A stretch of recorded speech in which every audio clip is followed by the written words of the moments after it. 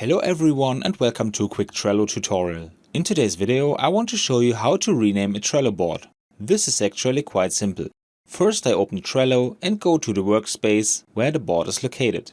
I want to rename this board. I open the board and the only thing I have to do here is click on the name of the board.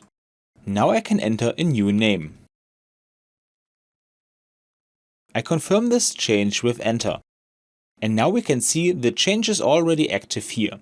And if we go back to the workspace, we can also see here that the board name has been changed. And that's all you need to know. I hope you enjoyed the video and I will see you again in the next tutorial. Until then, your tutorial guy. Bye.